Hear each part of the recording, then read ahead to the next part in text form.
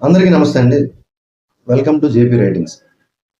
జగన్మోహన్ రెడ్డి గారు ఎన్డీఏ ప్రభుత్వాన్ని ఆంధ్రప్రదేశ్‌లో కూల్చేయడానికి కుట్రలు పన్నుతున్నారు. విధ్వంసానికి పదగర్చన చేస్తున్నారు అని ఈ పేపర్ క్లిప్‌ని టీడీపీ అఫీషియల్ యూట్యూబ్ ఛానెల్‌లో షేర్ చేశారు. ఇది నేను చెప్తుంది కాదు. నేను క్రియేట్ చేసింది కాదు. సో, అది చదివాను. చదివితే అది నిజం అవుతదా? కాదా?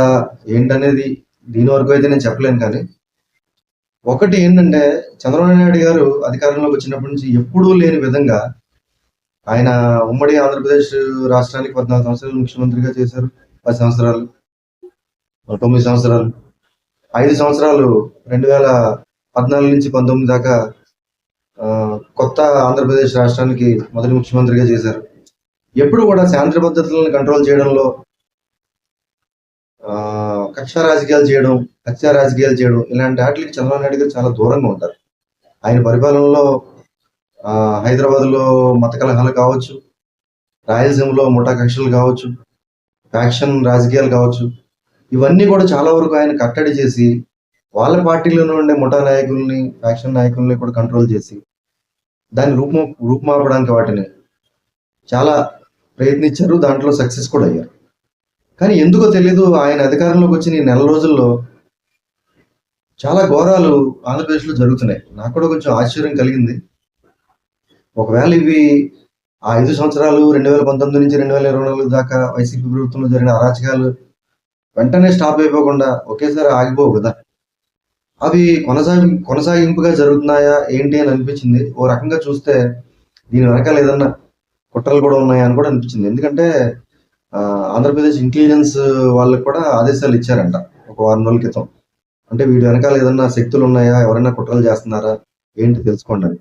ఏంటంటే విజయనగరం జిల్లాలో అనుకుంటా 6 నెలల్లో ఎంతో ఒక పసిపాపని అఘాయిత్యంగా ఏదో చంపేశారని చెప్పి అదొక న్యూస్. ముచ్చుమరిలో నంద్యాల ఒక మైనర్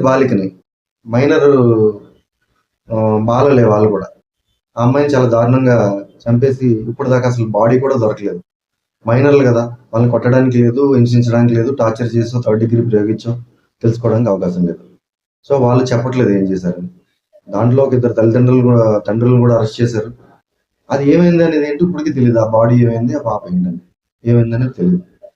మొన్న చూస్తే వినుకొండ ఆ రషీదు జిలాని దాంట్లో ఒక అతను ఇంకొక అతన్ని నరికి చంపేశాడు.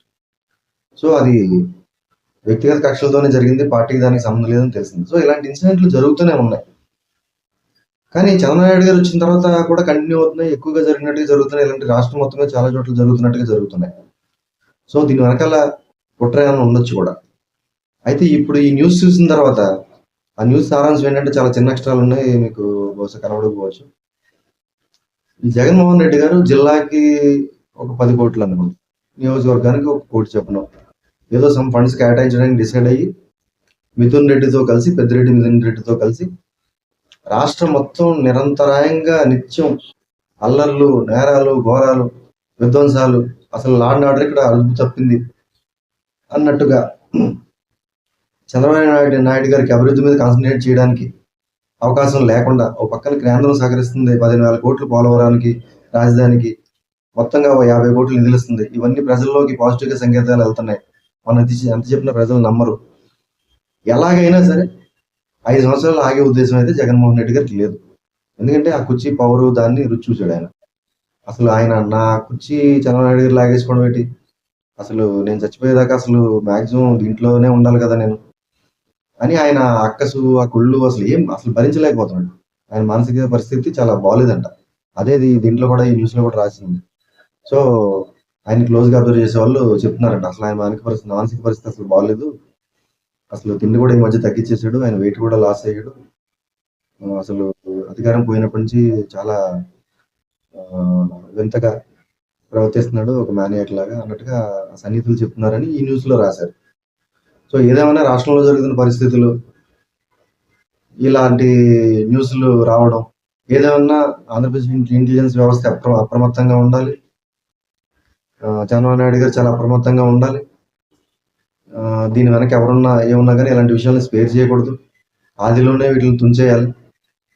5 సంవత్సరాలు ఏ ప్రాబ్లం లేకుండా ఆంధ్రప్రదేశ్ రాష్ట్రాన్ని పరిపాలించి అన్ని రకాలుగా రాష్ట్రాన్ని ముందుకు తీసుకెళ్ళాలి.